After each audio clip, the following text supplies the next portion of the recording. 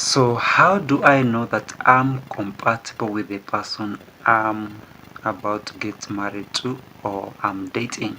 That's a question I get every day, and to be sincere, it's very okay to be worried because this kind of person, your spouse, is going to affect virtually everything about your life. Welcome to Coupled for Good, where we talk about how marriage actually works. My name is Job Gichan, and this is Before I Do series. We help single people, or I try to help single people with the right information and knowledge about marriage, so they are able to make right decisions in building marriages which will stand the test of time. And in today's video, I want to begin a series which is gonna break into like 4 videos, short videos about compatibility. How do you get to decide to know that you are really compatible with the person you're going to get married to? To understand the power of a spouse, maybe let me tell you something. Napoleon Hill said in his book Think and Grow Rich. That's a book we should read, all of us, very as soon as possible. So Napoleon Hill, by the interviewed high-level entrepreneurs, people who are doing very well in life, and there's something that I found that was very important. He says that the pages of history are filled with the records of great leaders whose achievements may be traced directly to the influence of women. Napoleon Bonaparte, I've pronounced that well, Napoleon Bonaparte was one of these. When inspired by his first wife, Josephine, he was irresistible and invincible. When his better judgment of reasoning, faculty prompted him to put Josephine aside, he began to decline. We might easily mention scores of men, well known, who climbed to the great heights of achievement under the stimulating influence of their wives, only to drop back to destruction after money and power went into their heads. So what Napoleon Hill is trying to say is that your spouse is a very influential person in your life. I mean, it's going to determine a lot of things in your life. That's why you need to be very careful whom you are choosing. To bring that into perspective, you need to know that your spouse is going to affect your mental health, your physical health, your spiritual health. Okay? Everything encompassing your health, the person is going to be around you as your spouse. It's going to affect it. You see people sometimes develop ulcers because of their spouses. Wanawapatia headache. But if you have a good spouse, you're going to live in peace. This same person is going to determine your happiness. Have you seen some people don't want to give in their houses when time to leave the job and to go home comes? People don't feel like to go home. Why? Because not because the house is bad, it's disorganized, there are demons there. It's because of the spouse in the house. Then this person is going to affect your economic success. I mean, the heights you're going to go economically are going to be affected greatly by the kind of person you're going to get married to. How you will raise your children, oh yes, I mean the kind of parent you're going to have depends on the kind of person you are choosing right now for marriage. You are choosing to enter and begin a marriage with, do marriage with. That same person is going to determine the kind of kids you're going to raise. Are you going to get godly kids? Are you going to raise up disciplined kids or indisciplined kids? I mean, what do you talk of a father? What do you say of a father who maybe drinks before the children and he doesn't care? And if you had a parent, maybe a mother who prays, I mean, it's gonna make a total difference. The kind of children, because when you're picking a spouse, you're picking a husband, actually you're picking a father to your children. When you're picking a wife, you're picking a mother to your children. This same person is going to determine how you're going to solve your problems. Are you going to be making noise to neighbors, chaos kupigana all the time. I mean, how you're going to solve your issues is gonna be determined by the kind of person, their maturity, their tolerance. Are they forgiving? No. What respect you command? I mean, the society, the place you're living, the kind of respect you're going to command, this kind of spouse you're going to marry is going to determine the kind of respect you're going to command from the society, from your friends. The people say, bibi yake, oh my God. So you must be very careful when you're getting married to. And sadly, this same person may determine whether you're going to get to heaven or to hell. By the way, now I was praying to God for a spouse. One of the things I ask God is to help me get a person whose life will always remind me that there's a life after this, there's heaven, just in case I forgot. So let's go to what we want to talk about. We want to talk about compatibility.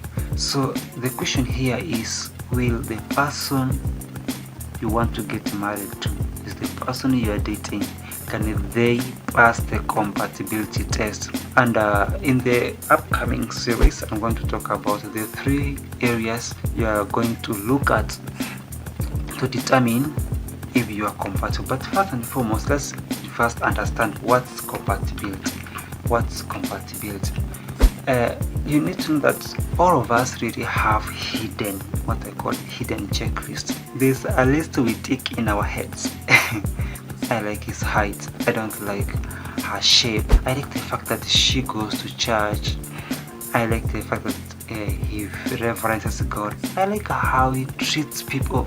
I don't like how he shouts, such a things. So we want to pick what's best for us. So what should happen is that we have a hidden checklist in our minds where we decide who's going to be our spouse and who's not going to be our spouse.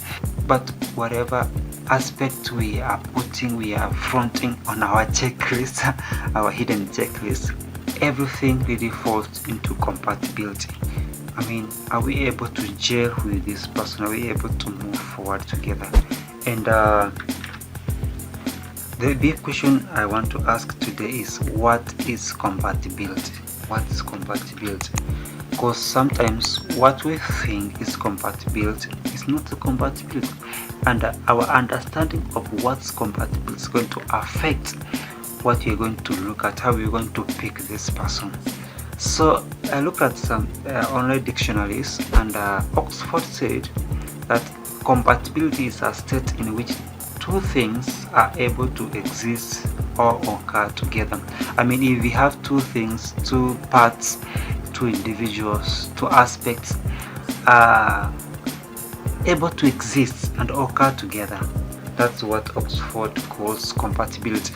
But I found something interesting with a certain website. It's called TechTarget. It's a gadgets website, and this is what they are calling compatibility as far as gadgets are concerned, the computers, the ability of software and hardware from different sources to work together without having to be altered to do so. I think that really describes marriage very well.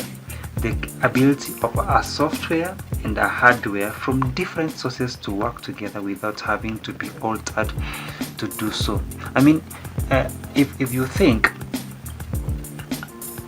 a man and a lady, a gentleman and a lady coming together, that's a total different creatures altogether, because men and women are different in the first place. So without adding the aspect of where we grew, where we went to school, our background, our character, the fact that it's a lady and a gentleman coming together, that spells a lot of problems, because these 2 people are totally different. Our men are wired, our men think. Our ladies are wired, how they think. Our ladies do things. Our men do things. It's totally different because God has created us differently. So if a man and a lady are going to live together without being altered, without changing anybody, then the miracle of compatibility must happen. Otherwise, we'll have chaos in that house. So what do I call compatibility as far as marriage is concerned? This is what I've drafted to be my definition for compatibility. Compatibility is the major law in operation for any two different items, systems, or entities that need to work together in synergy, that is, work together with the intention of producing more than either part could individually. Take for instance the padlock and the key. A hardware, for instance a computer, to work well you need software. You cannot have just a hardware. And going further, not every software can work for every hardware. Every hardware has software which are compatible to it. If you have a Windows hardware, it will not work with a Mac software. It won't work. You may need to pray, you may need to fast.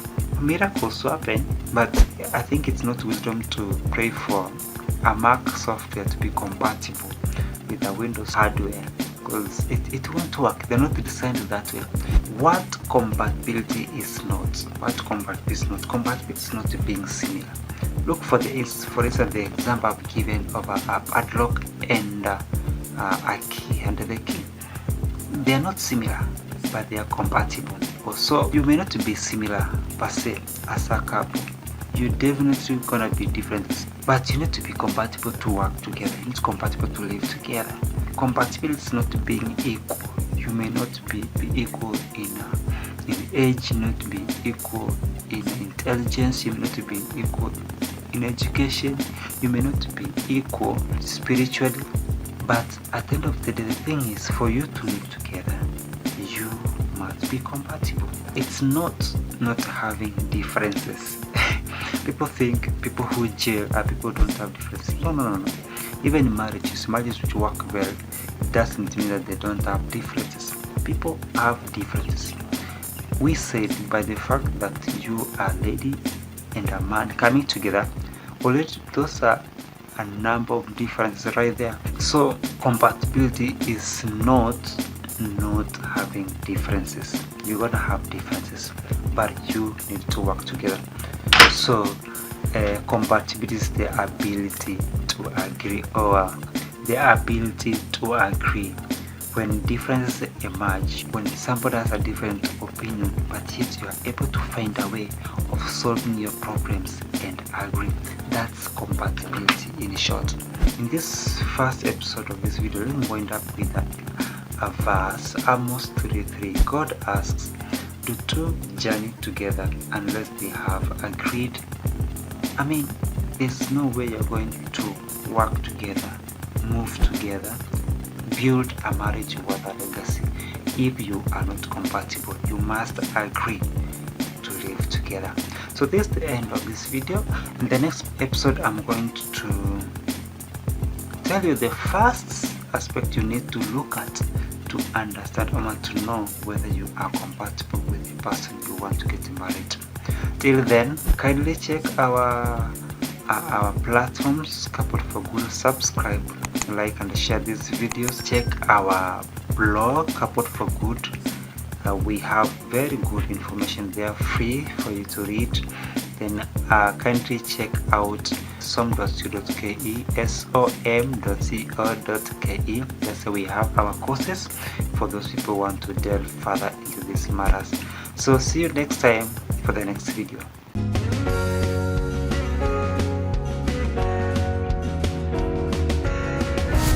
Coupled for Good.